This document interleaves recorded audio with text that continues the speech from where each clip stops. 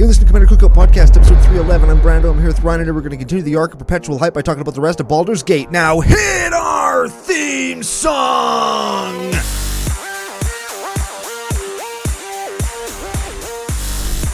Hey, Ryan. We're back for yet another whirlwind adventure.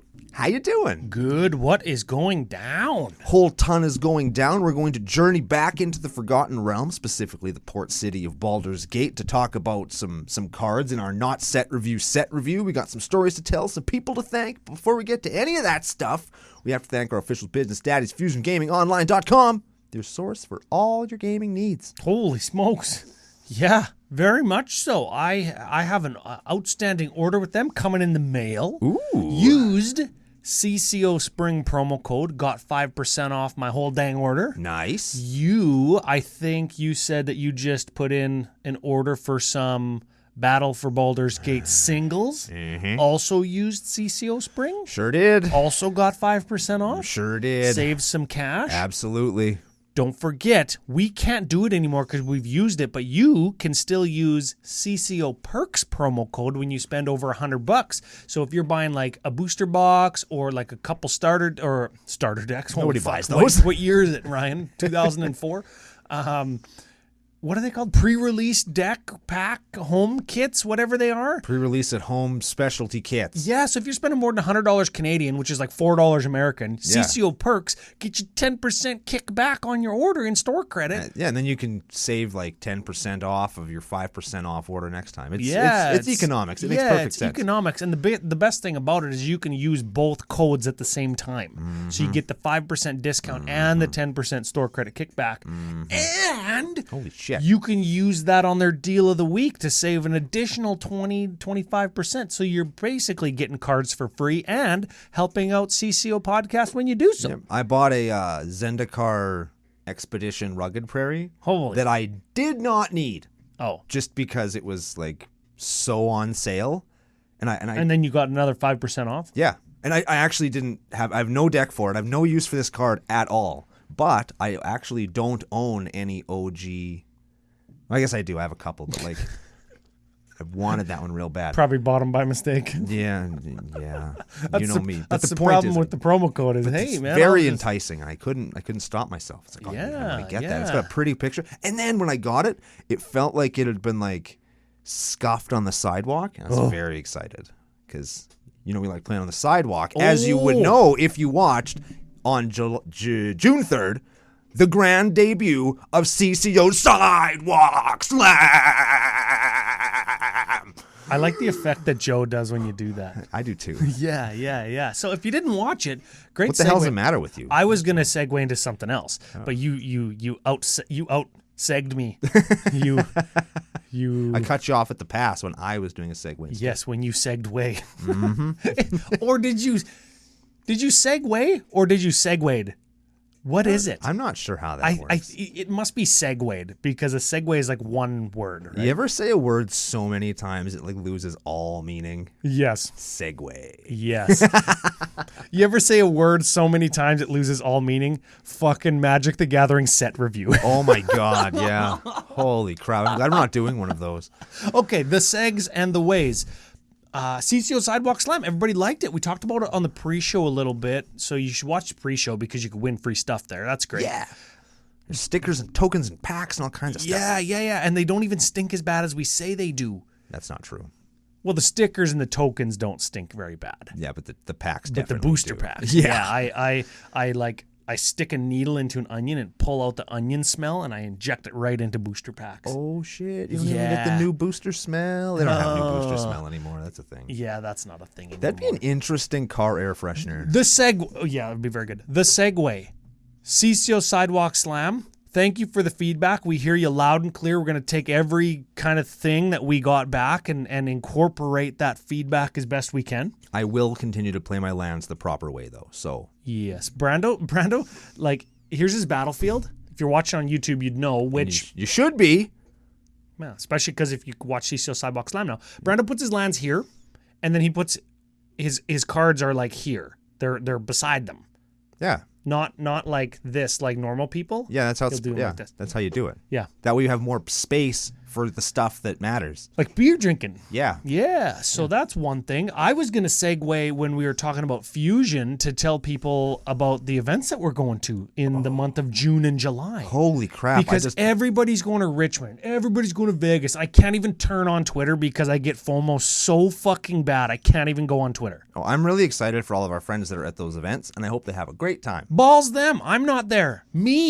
I'm not there. Makes me upset. Okay. Makes me upset that we live where we live, where to even look at an airplane costs us like $1,000. It does. It really does. Yeah. So I have a friend that works at the airport, and they're always saying, man, I don't even know why I work here. Costs too much. Every time I look at an airplane, they ding me. Yeah. It's ridiculous. Yeah. Yeah. They don't even get a discount for working at the airport. No, of course they don't. No. They have to fucking pay more. Yeah. Yeah.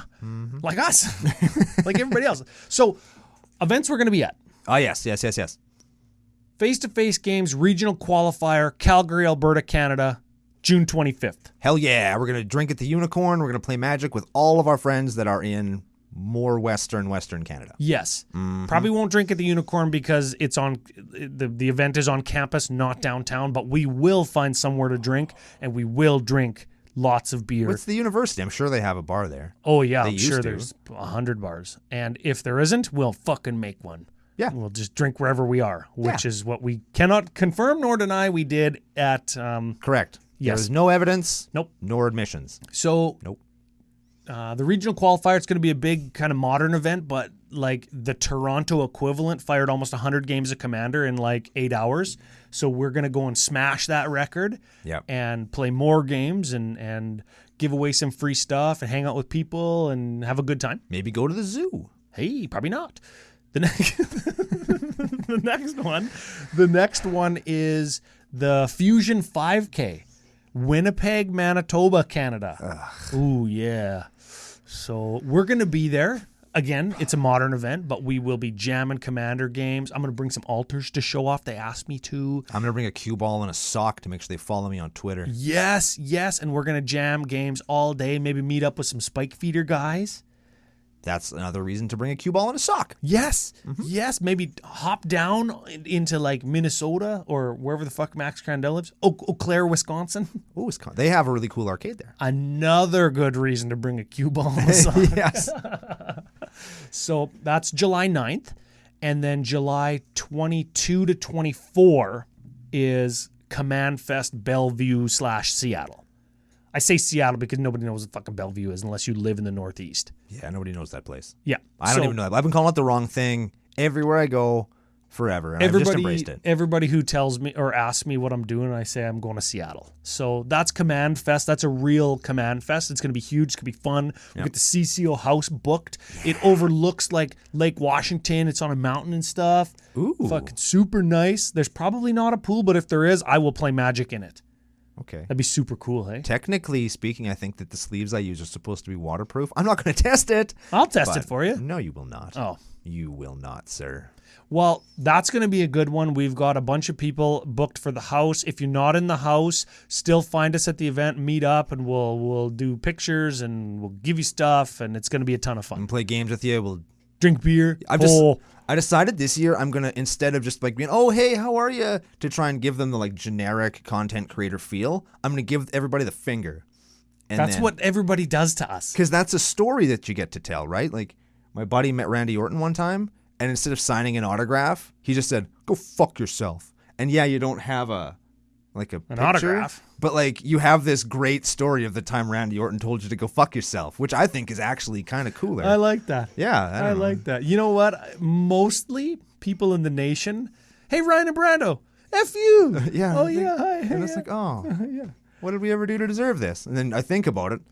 Oh, yeah. That's the thing. And we've done 311 somethings that make us deserve that. It's so funny because everybody that we're walking with, or if I'm talking with somebody who doesn't really know the show, but is asking about like, oh, you guys have a podcast, super cool. Like, what's your YouTube or whatever? And I'm telling them, and somebody walks by, F you.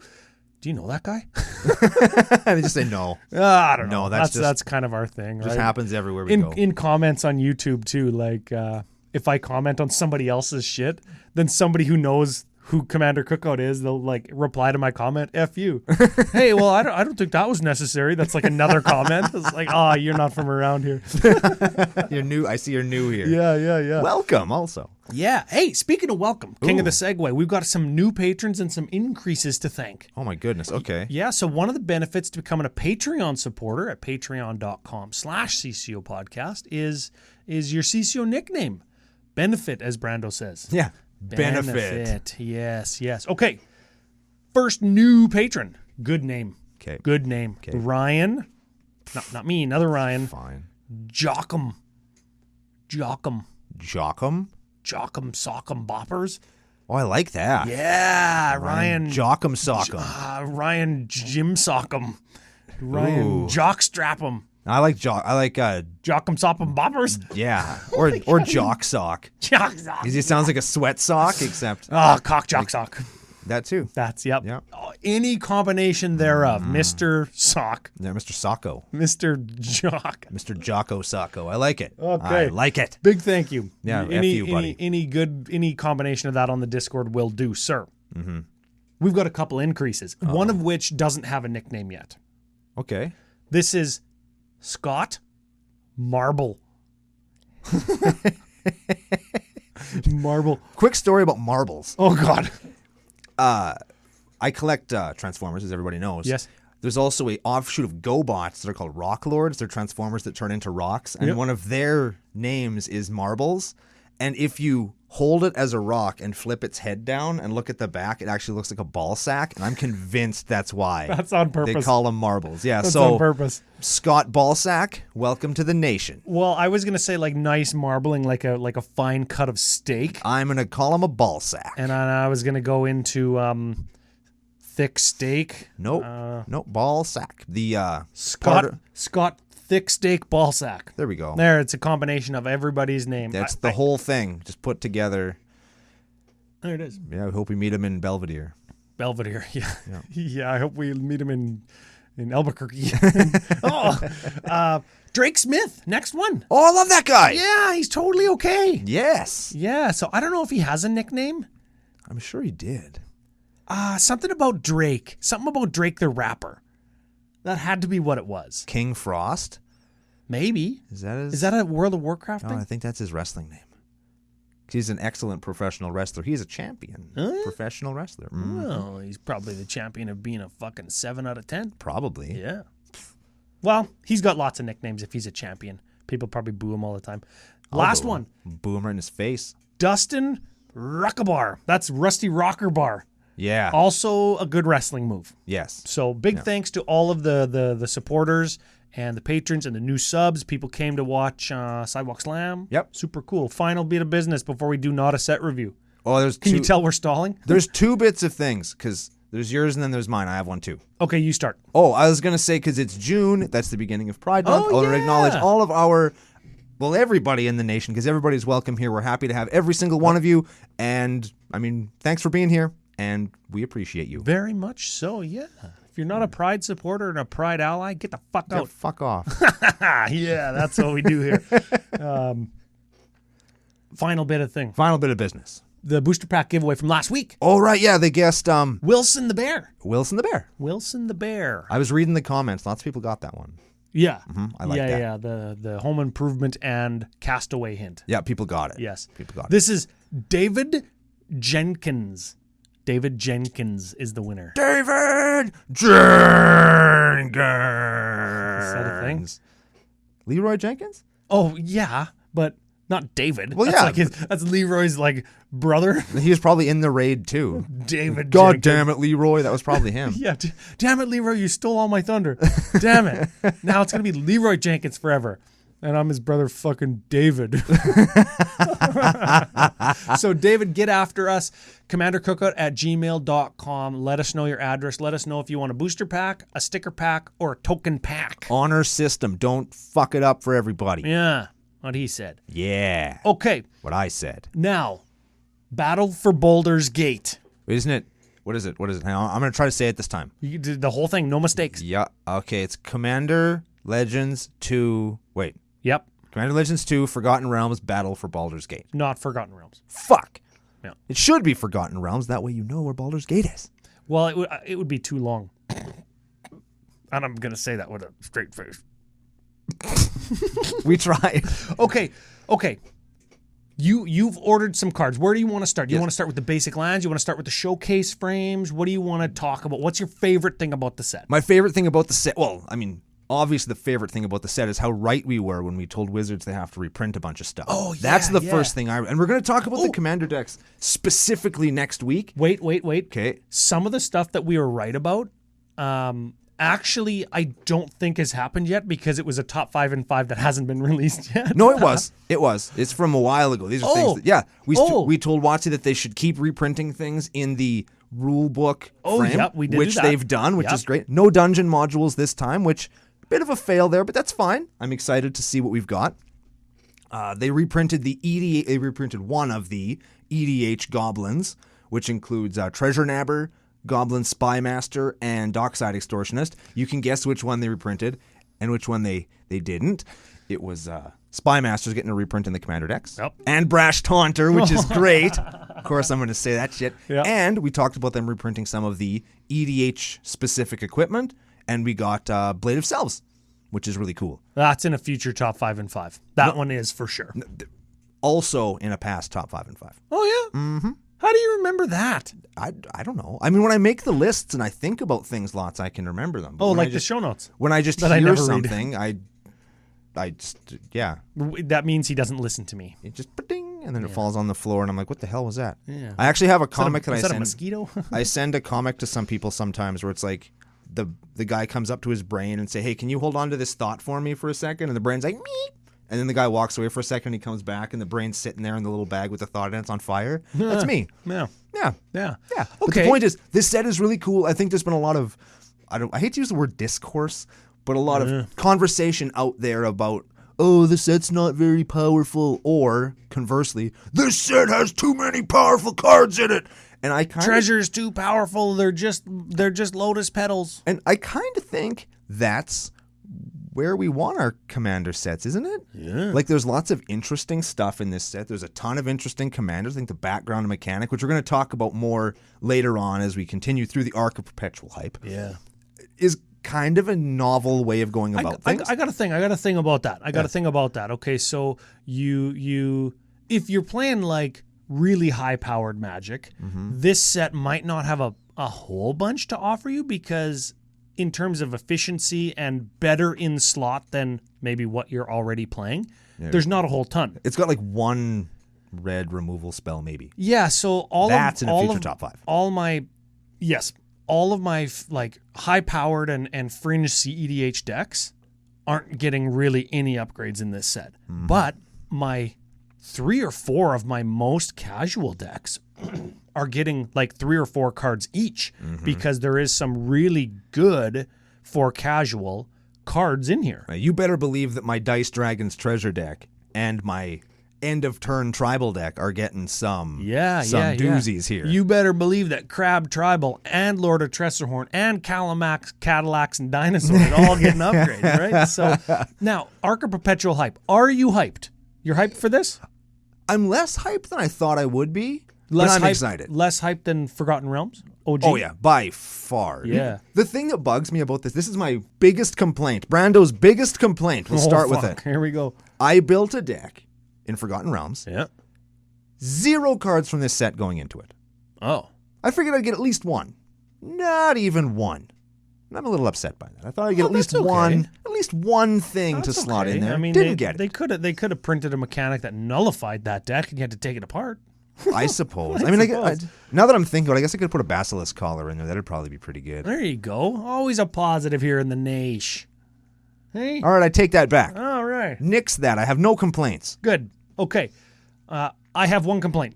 No. The Undercity dungeon, when you take initiative, you move to the next room in a dungeon. If you're in a dungeon, if you take initiative, you enter into the Undercity. The Undercity. And every time you retake the initiative, you move to the next room in the Undercity, or whenever you deal combat damage with a creature, right? You move to the next room in the Undercity. I wish that you could enter the Undercity as a normal dungeon and that would give you an extra dungeon over and above the 3 that we got last year. Yeah. And you would still be able to, when you take initiative, enter the Undercity, and just like you are now. Like, don't change anything about it, except if you venture into a dungeon, you can venture into the Undercity. Yeah. I don't know if that makes sense flavorfully or thematically within the world of Dungeons and Dragons. I don't know. I'm not even sure which Undercity they're talking about, because there's lots of them. There's more than one? Of course there is. Oh. Like, every major dwarven stronghold has the Undercity. Oh. Maybe there's one that I'm... Like maybe there's a specific one that I just forgot about. Probably there is. Probably they had something in mind that if we read the fucking story. Not that the initiative has anything to do with it. That's when you roll to see if you're caught flat-footed or not, and whether the goblin stabs you in the ass before you get a chance to get your weapons out. Yes. Your favorite thing that you ever said when you were DMing was you hit that goblin with your hammer so hard he flew up into the air high enough to see the curvature of the earth. That's a good line right there. I like that one too. Okay, so we've got the Undercity. That's cool. We're going to be talking about backgrounds in a few episodes. We're just we're gonna theory craft some backgrounds for it. It's gonna be fun, and we're going to explore. We're going to explore the ball gate. We're going to explore the ball. Yeah, we're gonna be on the ball. In the ball, all around the ball. You're going to be all around the ball. Yeah, Don't Google that. Hey, Google away. No kink shaming in the nation. It's Pride Month. Hey, yeah, maybe you like balls. I don't know. Yeah. Should we switch over to some cards? Let's do some cards. Let's talk some cards. All right, should we start at the top of the pile of how cool cards are and then move our way up? Yeah, sure. Because I like to start at the bottom where all the interesting stuff, all the showcased stuff are, and then we can skip over all the garbage commons and stuff. And we're going to start with this year's... Hey, wait a second. What? Remember I was telling you whenever Animar, like CEDH Animar gets an update, it's usually a common? It's like a super corner case, Ryan. Yeah. Super corner case. Yes, corner case Cookout Podcast. Don't you know what the C stands for? Oh, damn it, I guess not. Oh. You know what? Anyway, the point is we're going to start with the promo that you get when you buy a bundle in the set. So if you want to play Brando's favorite card of the whole set, just buy some cards like you're going to buy anyway, and you'll get one in Wand of Wonder. Oh. I love this card. It's a red 3 for an artifact, 4 tap, roll a d20. Each opponent exiles the top card of their library until they exile an instant or sorcery card. Shuffle the rest. You may cast up to X instant and sorcery spells from among them for free based on the amount of points you get on your dice, and you can get either one of them, 2 of them, or all of them. Dang. Love that card. So you just you pay 4, roll a d20. If you get like a 5, you get to cast one of the instant or sorceries that is flipped. Correct. So I'm going to play it in my dice rolly deck. You know what I like? And I played a Norn the Wary too, because it's kind of shitty Atali. Shitali. Yes. Sounds like a mushroom. Sounds like you go to a sushi restaurant. Can I get the shitali? Yeah, and I think you might appreciate this. Unlike some of these like quasi-random chaos cards, I feel like Wand of Wonder is one of those cards that will always do something good. Maybe. I don't think there's very many times you're going to whiff on it, because you're going to get 3 cards to choose from, and you're either going to get to play all of them, which is obviously the best, or you're going to get the best of the 3. You could get a tutor, you could get a ramp spell, you could get a removal spell. Like, you're always going to get something. You're not going to get stuck with like a creature that costs 100. Is it you may cast them? Yes. Oh. Yeah, probably. There might be a time where you get like something that doesn't do anything and a sweeper and I don't know. But I feel like most of the time you're going to get at least one that's good. And I think that's pretty cool. I like it because it scales well. It scales with the power of your opponent's decks. I like it because it's a chaosy card without being a griefer to other players. Yeah. And I like it because it incorporates like the D20 rolling thing, which I don't know why we didn't have die rolling in Magic for like 100 years now. I don't know why we never had that until D&D. Now that it's here... It feels like it should have been here the whole time. I regret that it wasn't here for the last 20 plus years. Yeah, it was it was in Unglued is when it made its debut, rolling D6s. Yeah, and everybody was like, it's silver border, you can't play it, right? Yeah, I dig it, which man. I stand behind because I fucking hate silver border cards. Yeah, I play one card in all of my decks, and I'm replacing it with a card from this set that does the exact same thing. Yeah. Okay, moving up, we get the Battle Bond land reprints. I like that they were... It's good stuff. That was smart thinking on WotC's part. I'll give it to them this time. They gave them generic names, and now they can just show up in a set. Here they are. Great reprint. And this bodes well for the rare land cycle that we're going to get in Triple Masters. Yes. For it to be shock lands or fetch lands or something of the more expensive land variety. It won't be shocks because they're coming out in Unfinity. Oh, yeah. Those are going to cost so much money. Space shocks or whatever, right?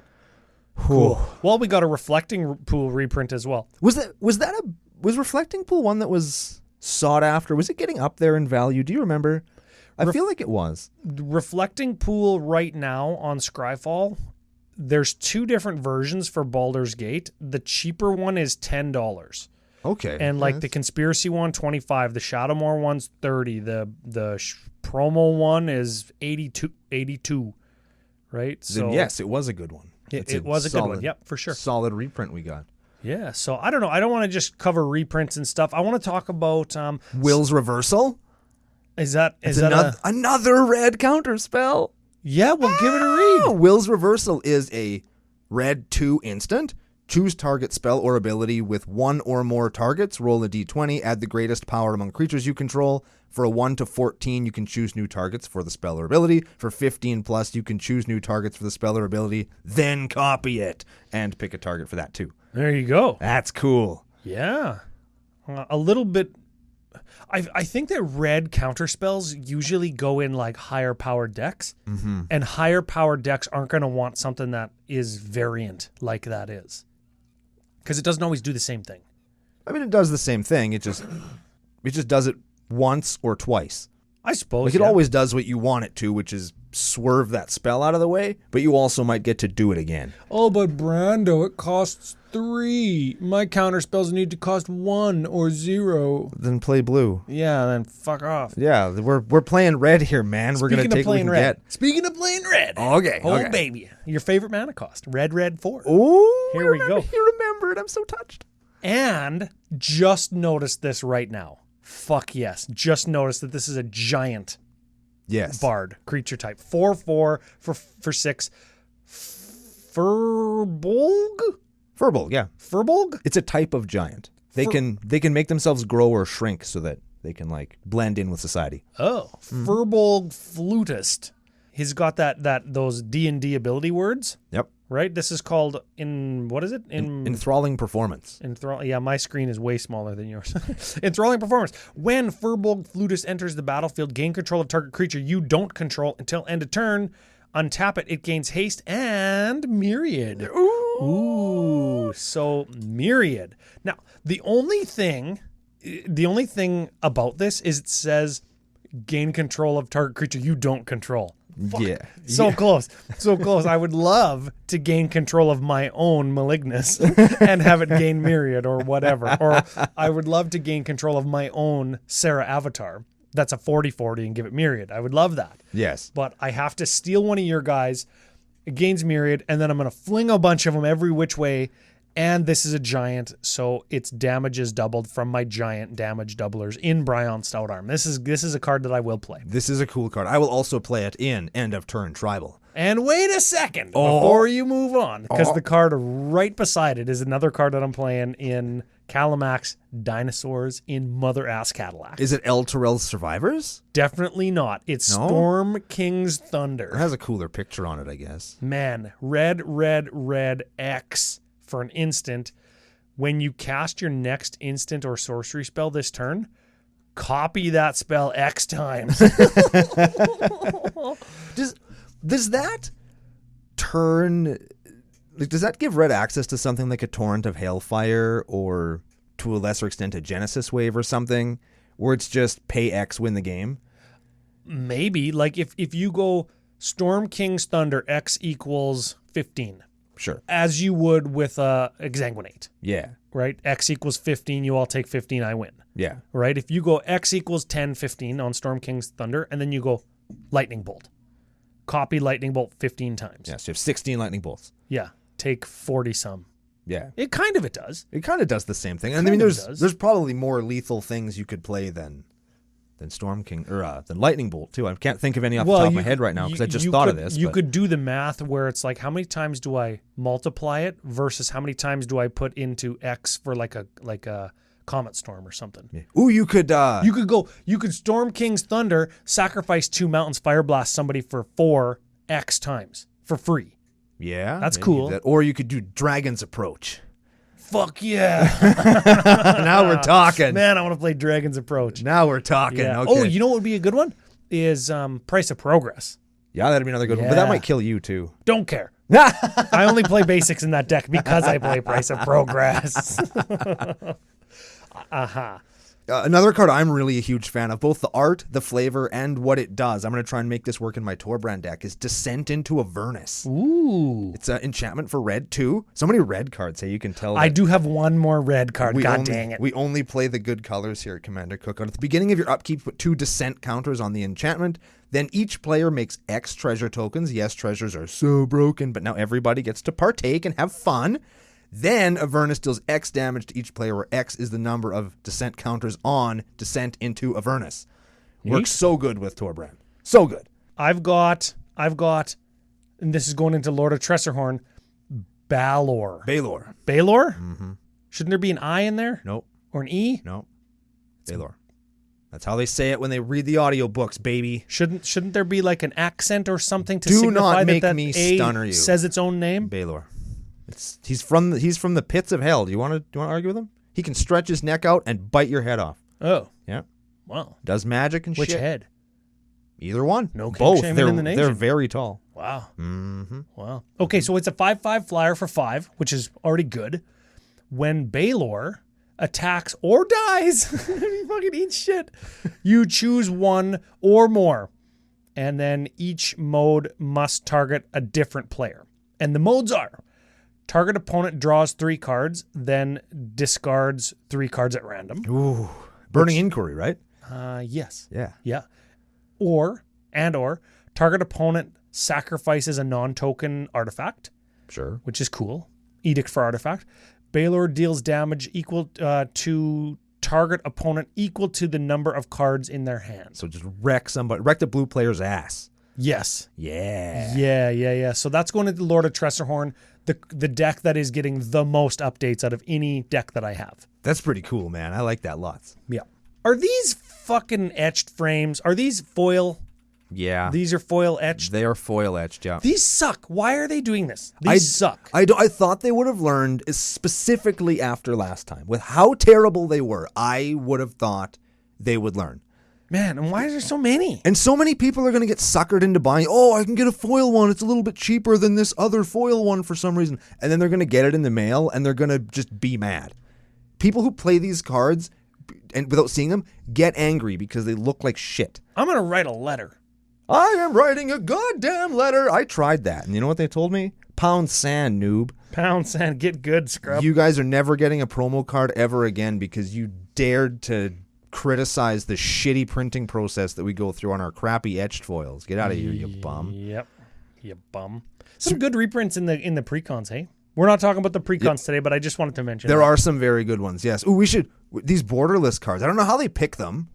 Like the alternate border, like they do all the planeswalkers always. Then in this set, they did all of the big dragons. Those are the cards I think most people are talking about. Hey, the roll of D20 dragons. The roll of D20 dragons. The ancient silver and gold and brass and. I think, and this is just me, and so if sound off in the comments if you think I'm just talking through my butthole. I think that whoever came up with the idea for these cards was thinking much more about Dungeons and Dragons than they were about Magic the Gathering. Because in Dungeons and Dragons, like a roll under a 10 is not a fail, but it's not really good. Whereas with any of these cards, if you were to roll above a 5, you're getting some sick value, ridiculous value. And if you're getting above, say, 15, like that's kind of not game breaking, but really good. They cost 7 and 8. Isn't that enough? Isn't that enough of a buffer? I don't know, man. I don't know. Yeah, maybe it's not. Game's getting pretty fast. Like you can power out I power out Muxo on turn 1 and 2 fairly consistently, and he costs the same as the ancient copper dragon that everybody's talking about. Yeah. I'll probably get one swing in, roll 20, and I'll never have to play land for the rest of the game. That's pretty cool. Right? Like, I think that they're really good. I don't think that they're going to break the game wide open like people are saying, but I do think that the D20 thing, you're going to see some miserable failures. They're going to be amazing and probably better than the grand successes. Because if you roll a 20 with any of these guys, it's like, oh, way to go. Oh, guy rolled a 20. Guy rolled a 20 on his ancient copper dragon, and that was the game. Oh yeah, it'll do that. Guy rolled a fucking 1. What a loser! Yeah, exactly. Oh man, yeah, I can't wait for that bad beat story. Those are my favorite. Right? Hey? Exactly. Fuck, I love a good bad beat. Yeah, you blew like a counter spell to like keep your spell, like to keep your dragon alive, right? Like you put yourself down cards. 1 treasure. 1 treasure. Oh yeah. Guy playing his Is It deck gets a force of will, discards a card, and keeps his dragon around, gives it haste, it has to fight through removal. Man, I'm going to combo with this. I'm going to get infinite attacks when it gives me 1. Plays it alongside Hellkite Charger. 1. Fuck. That's why I like it. Man. One of these borderless cards. Oh yeah. Yeah, that's a fucking cool card. Is another card that I'm going to be playing that it's funny. It's funny. This is a cool kind of like a cool effect of having 7 trillion cards in the set, right? Is there's something for everybody, and the stuff that we get excited about is so varied. Yeah. Right? Like rolling a 1, my opponent rolling a shitty 1. Yes. And then flip that over to Nautiloid ship? Yeah. Am I saying that right? You are, yes. Okay. This is a 4-drop flying vehicle that, when it's a creature, becomes a 5/5. Fantastic art on the borderless one. Yeah. And when it enters the battlefield, exile target player's graveyard. Mm-hmm. So 4-drop exile a graveyard is already good, sort of. When Nautiloid? Nautiloid ship deals combat damage to a player, you may put a creature exiled from that graveyard onto the battlefield under your control. That's cool as hell. Yeah. So it comes for free. So it rolls in. It kidnaps or abducts a bunch of things. All the dead stuff. And then it like mind flayers them all up so that they're like your mindless slaves, and then you get them back. Yeah, and it crews for 3. So anything in Calamax can crew it, including other vehicles. Neat. I'm gonna crew a train to drive a flying ship. Yeah. Or I'm gonna use Topiary Stomper, that dinosaur that can't attack because it's made out of a tree, to crew a vehicle. Fucking fantastic. Wonderful. Returning again because we're going up through the set. The basic lands with the flavor text return. Yeah, people like those, hey? I really, really like those, actually. The more I kind of think about them, the more I wish that they would do that more often. I think they're really neat. You know what I would have liked to see? I would have liked to see, like, there's no reason that we don't get full art lands all the time because everybody prefers those. Sure. I think. I would have liked to see, like, maybe just the regular full art frame that we get, but you know how they do kind of like that transparent text box where you can see through it, like on Eldrazi frame cards or whatever, right? I would like to see that with maybe like a white text on it. And then you get a full art D&D land with D&D flavor text on it. And you get you get everything. We get our cake and eat it too. Full art lands, D&D flavor, and the flavor text. I want that or this when we go back to Dominaria. Because I think that people, if we hit like some of the big historical areas of Dominaria and then they have like a little flavor text blurb on the card, I think that would be really cool. Yeah. I think that would be really neat and a nice throwback for all of the, older players and something cool for the new ones. Let's expand on that a little bit. Then this one's for free at WotC. What if on lands like that, you got the actual like a geotag, like of where the land is? Oh, that'd be cool. Like we go to Dominaria and it's Shiv or Jamura if it comes back or whatever, and it tells us where it is. And then all the people that are like, why is Dominaria a big deal? Why are all the Magic boomers like so excited about it? Well, this is why. I think that would be super cool. But moving on to some of the cards. Do we care about gates? Gates are back. Gates are back. New command towers, sweet art. You can finally get those foil command towers. Those were hard to get for a while, especially since the only other foil one was either the Commander Arsenal, which is very expensive, hard to find, or shitty and faded and curled into a taco shell from the previous Commander Legends. Or if it was a black or green Commander spellbook. Yes. Yeah, but now we've got a new art and it's cool. Yeah, it's a very cool art. It'll look neat in foil. I can't wait to get command towers from the Lord of the Rings set. Ooh, which towers are they going to use? All of them, I bet. I hope so. I'll bet you they do. Fuck, I hope. You know, Both? Each? Oh! you know what I hope they keep doing? What is it? Printing great 3 mana rocks, Ryan. Oh, baby, tell us. Vexing Puzzle Box. Yeah, that's a good one. Vexing Puzzle Box. When you roll 1 or more dice, put a number of charge counters on it equal to the result. Tap it, add a mana of any color, and roll a d20. Or tap, remove 100 charge counters from it to search your library for any artifact and put it into play. Don't you love when they write 100 on a card? Yes, I do. That is why this card is so good. If it was a smaller number, this card would only be passable. But now, it is definitely playable. Everybody should play it. 100 times. Yes, so good. I love that card. Oh, man, that's great. That's some good ass shit. Now, honestly, going through, like, I don't think I found very many green cards that I was like super pumped or excited about. My brain right now isn't in a place where I'm brewing or working on any decks that are like heavily focused on green. And there's a bunch of other cards that go into a bunch of other jank decks that I'm working on in blue and black and red. Yeah, so some of those decks, blue, black, and red decks, have green in them, but I didn't find any green cards in this set for them. I think, I don't know, maybe just green just missed for me this time.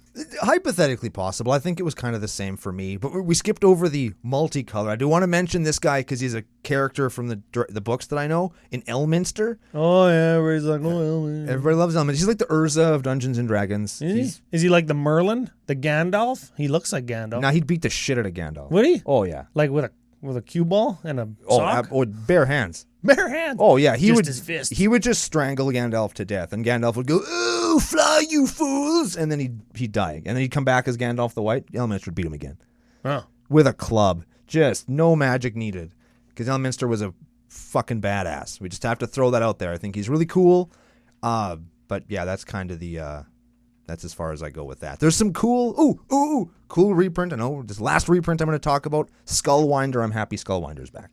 Yeah, what was that originally printed in? I think it was a commander deck. I think it was a commander card. You think so? It comes into play, you Eternal Witness something back to your hand, and an opponent also Eternal Witnesses something back to your hand. I like it because it's a snake, and snakes are awesome. Yeah, it was originally in C15, right? Yeah, and then Commander right. 20, and the list, like we've seen it a few times, and it's not expensive. But I'm just happy to see, and first time in foil, because you know me and my foil cards. Yes, I believe you're right. First time in foil. Okay, scrolling back up to red, because, we didn't talk enough about red so far. I like two-handed axe, and this serves as kind of two demonstrations as to why. The first is I'm looking at it for Calamax, because it says double a creature's power, which is great.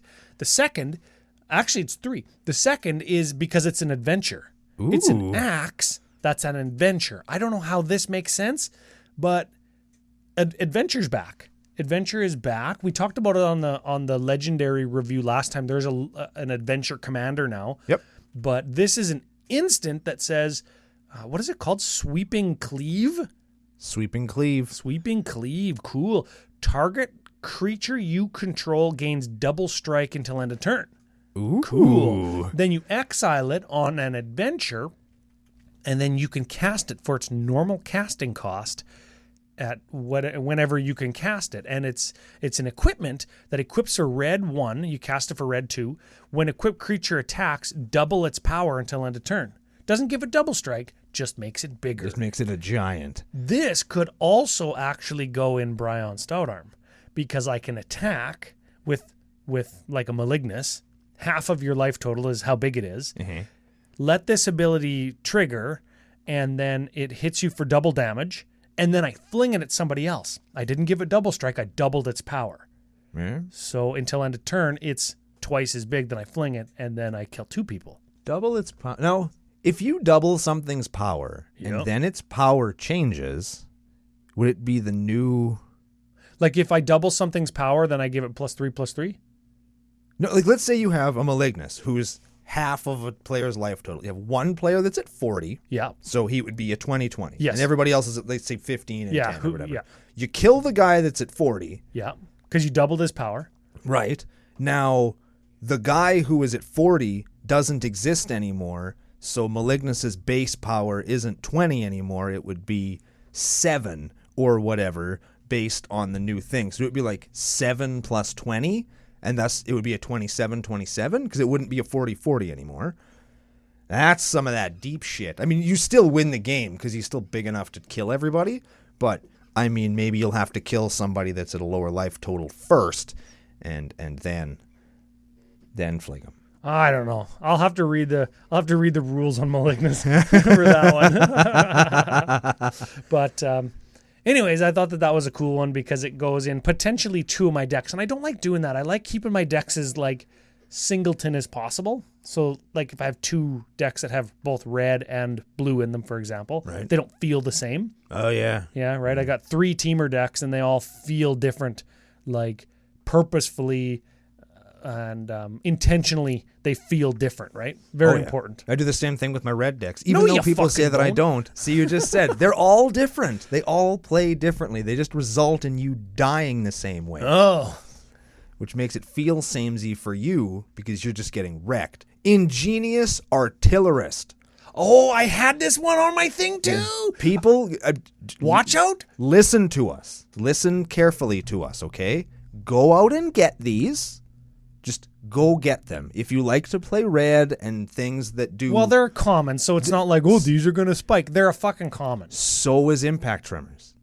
Don't care. So is the other card that does the exact same thing as this essentially, except now it's $5. This guy's don't cool. Don't have to pay $5 for a common when you can get them for free off the floor of your LGS. Ingenious Artillerist is a 3/1 for red 2. Whenever 1 or more artifacts come into play under your control, it deals that much damage to each opponent.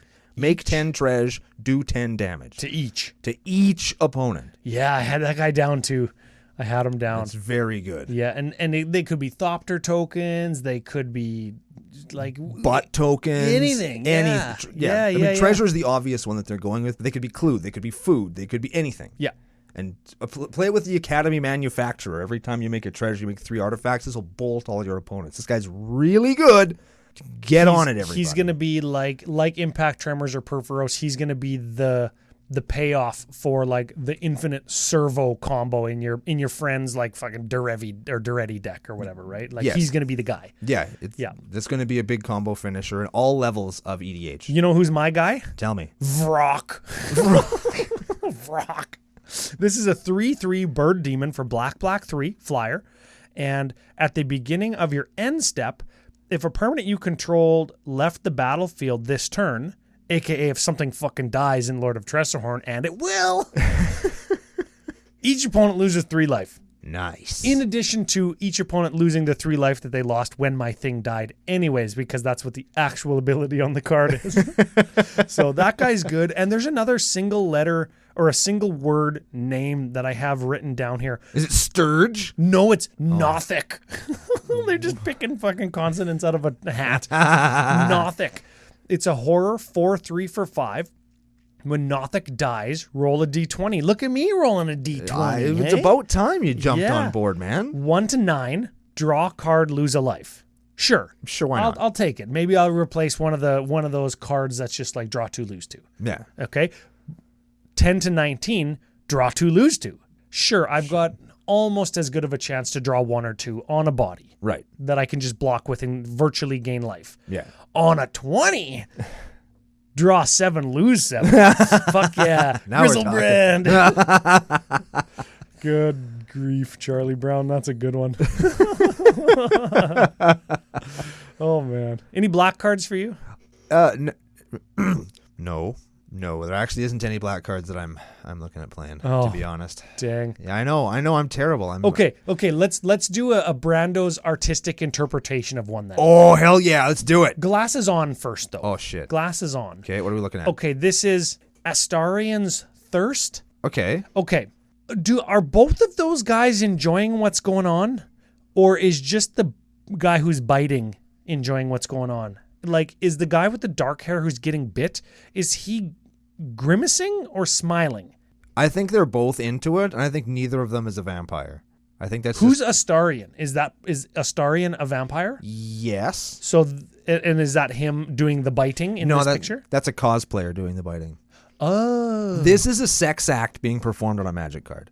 Oh, and they were worried about like pentagrams and stuff in the 90s. Oh yeah, this is a legitimate sex act being performed on a Magic card. Neither of these people are actual vampires. They're just like people who dress as vampires and bite each other. This is a sex thing. Those people definitely banged moments after this photograph was taken. 100%. Oh, cool. No question in my mind. I'm into it. That's what it's all I'd about. like to see this cosplay. I'd like to see a couple dudes just biting each other's neck at a Magic Fest. I bet we will. Yeah. We probably will. We're going to enough events. I'm sure we'll see it at least once. Yeah, cool. Yeah. And if you're planning on it, go hard, man. We got your back. Yeah. Blue. Robe of the Archmagi. Archmagi. How many different ways are people going to say this card? Archmagi? Archmagi? Archmagi? Archmagi? Archmagi, yeah. That's... Yo, man, so many different ways.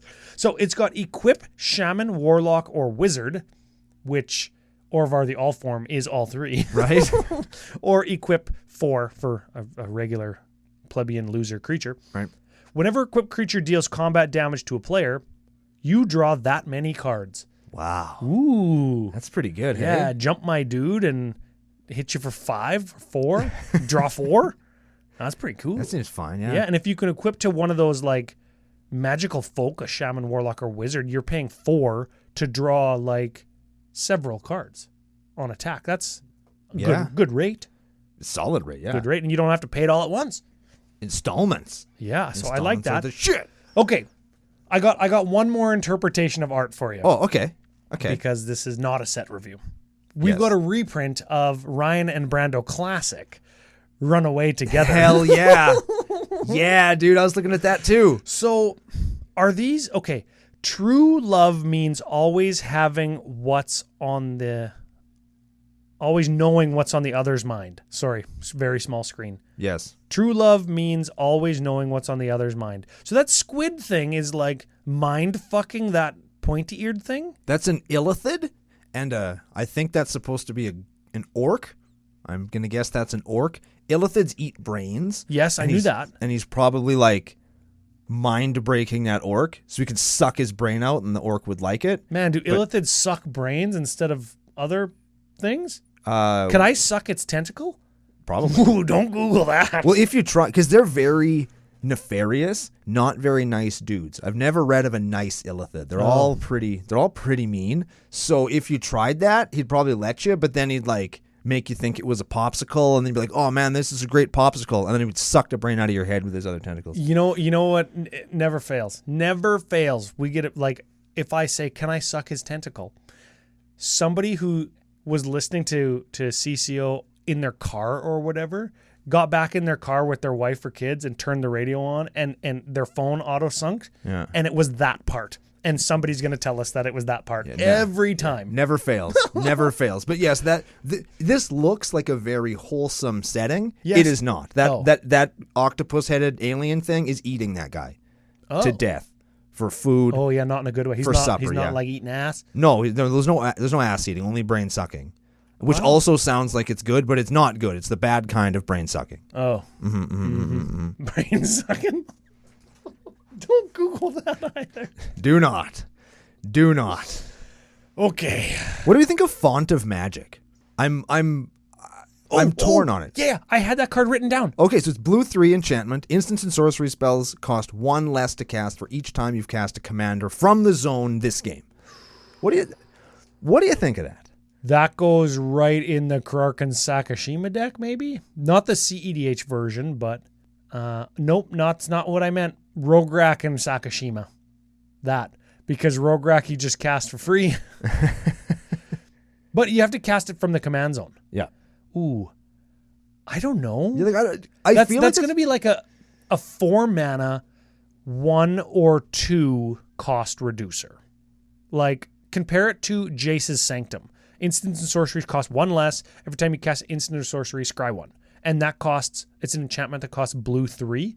This doesn't let you scry, but for blue 3 might reduce your instants and sorceries by 2. After you've sunk some mana into your commander 1 or 2 times. And then had it die and all that. Unless you set it up. So Yeah. we're not going to go into all the corner cases. I think if you're looking, if your deck is craving ways to reduce the costs of instants and sorceries, you play this one. Because at the very least, it's like just fine and a passable version of Jace's Sanctum with upside. Sure. Maybe you cut a Helm of Awakening to play this card.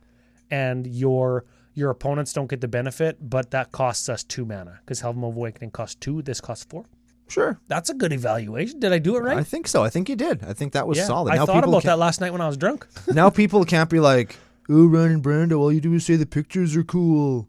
And talk about brain sucking. Yeah. Get out of here, you losers. Hey, what's that white card that gives all creatures myriad?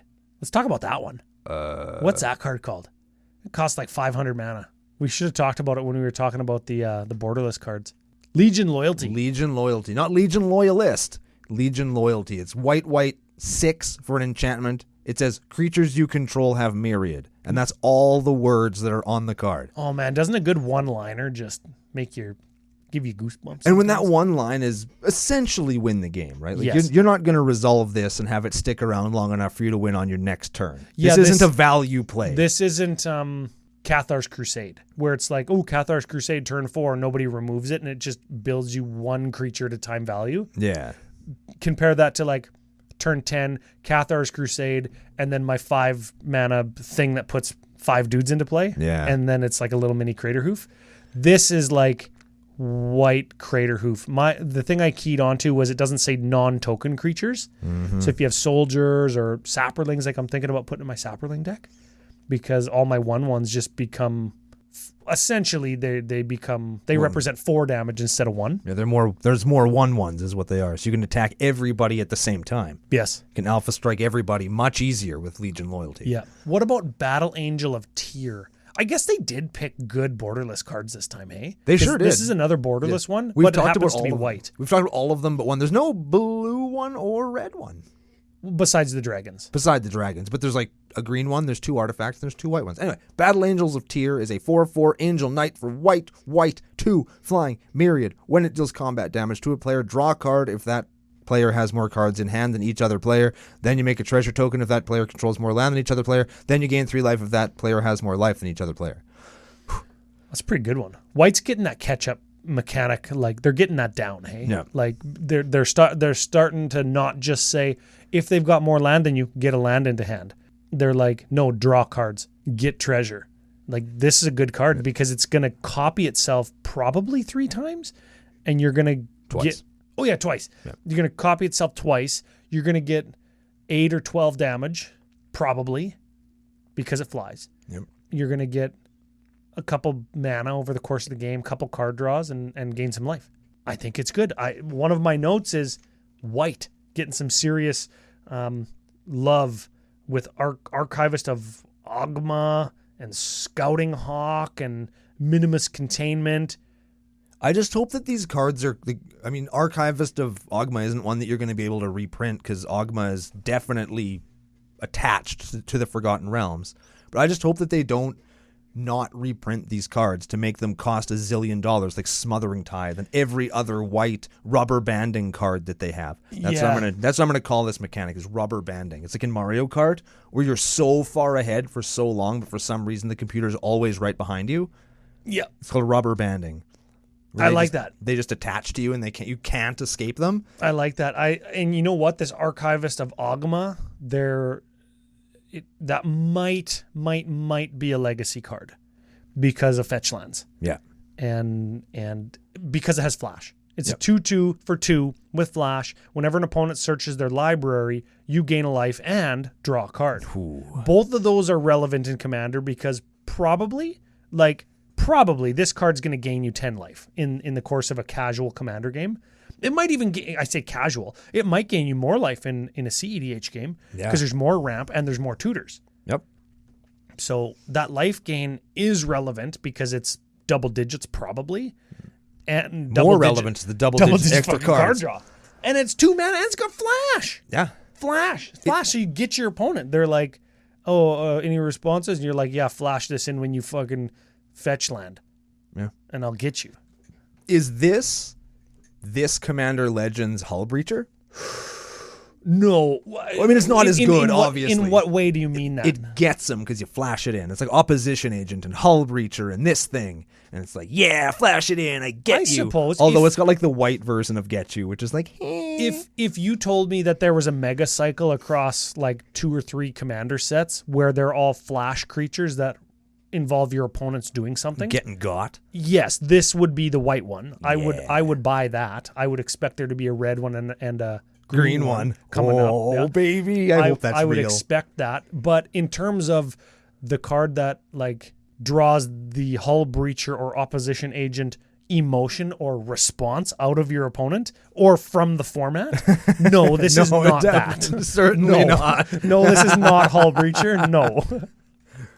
Which is funny. But you know what? Like, seriously, white, I went through and just started at the top, and I was the most ambitious and loose drunk when I started looking at white. Right. So I made lots of notes on white, and I was like, hey, man, this is freaking good. White's got some fine stuff. The color white was our number 2 best thing about 2021 in Magic. Because it finally kind of got brought up to that level where people might actually want to play it. And to that end, I saw a Facebook post on one of the big Facebook Magic pages the other day, and somebody was saying, has white finally crawled out of being the suckiest color in Magic now with this most recent set? Do you think? Well, I think that it crawled out actually a while ago. Just nobody... What's the worst then? I don't want to say. I'm gonna get roasted in the comments. I'm gonna see if I can get you. I'm gonna get toasted. You know what? Fuck it. I'll say it. I think blue is the worst color. What I thought you were gonna say. In casual Commander, I think that blue is the worst color. Dang. Like in decks and games where it's gonna be swingy, attacky, and not like... In casual Magic. Yeah, in casual Magic, lower powered... I think the lower the power level you go into, and you're sitting at like the 5 out of 10s that we like to play, I think blue is the worst because it has kind of the shittiest actual removal for stuff, and it's hard to use single target counter spells to control the table. Yeah. It has really expensive creatures that don't really match up to stuff that black or red or green can do. Yep. And, like, sure, you can draw a million cards in combo, but, like, every other color has a counter spell now, and they all go faster than you. And all cards or all colors can draw now. Yeah, when it comes to spanking pants, like, I don't know. I think that blue's kind of losing steam as far as raw power goes. That's just my opinion, but there you go. Not what I thought you were going to say. What did you think I was going to say? I thought you were going to say red. What? Red is so good now. Red is the best color. Oh, man. What? Ever since Brash Taunter was printed, red is the best. It's the best. He elevated the color all by himself. Yeah, he's like fucking Jordan in the 90s. Changed the game. Red has all of Gretzky in the 80s. Think of all the things that red does that the EDH community at whole are like, oh, it's too good. Treasures, goading, drawing way too many cards, making way too much mana way too fast, having really efficient creatures that are really low to the ground. Red, red, red, red, red. It is so good. Red's good. And you got your Brash Taunter reprint in this set. Yeah. So if this is so editor Joe Mama doesn't murder us. If you want to pick up any Brash Taunter reprints and have Brando sign them or me alter them, you can head to fusiongamingonline.com, your source for all your Commander Legends and Brash Taunter needs. Yeah. CCO Spring promo code. Now, if you want to email them and say, I want to buy 150 Brash Taunters, can you put together that package so I can use CCO Perks promo code? Nice. You can do that too. I'm sure they would accommodate. And doing so, using those codes, helps the show out. So if you want to support the show, it's a great way to do it. If you can find somebody that has 100 Brash Taunters in stock, because we've been selling them out all across the earth, because he is the most handsome, the most powerful, the most versatile creature in the history of Magic the Gathering, and it has been way too long since I've been able to say that. Hell yeah. Dang. Yeah, dude, I'm very passionate about that card. Okay, 1 second, 1 sentence. Do you like Baldur's Gate? Commander's Legends, the set that's designed strictly for us. Yes or no? Do you like it? I like it. I'll ask you the same thing, but I'll say, do you like it more or less than Commander Legends 1? Ooh. I actually like this one more than Commander Legends 1. Oh, bang. Yeah. You know what? It feels more flavorful. Yes, it's got it doesn't feel like just here's some Commander shit and go fucking play. Yeah, this one feels kind of the same power level to me. If you exclude things like Jeweled Lotus and that kind of like get rid of all of that. Get rid of Hull Breacher, Opposition Agent, Jeweled Lotus, and substitute. I don't know, fucking diamonds. Yeah, the diamonds, and you're fine. But I think that this set, I like it better than the second or the first one, just because it has the flavor. It has a lot more stuff that I'm interested in. I think I'm going to play more cards from it over the long run, even though I'm not going to build a new deck out of it. So I think this deck or this set is really good, and we're going to talk next week about the commander decks that are coming out. I think that those are very, very good this year and are going to provide a lot of value and a lot of playtime for a lot of people, and we're going to tell you guys exactly why on the next episode of Commander Cookout Podcast. Hit our theme song!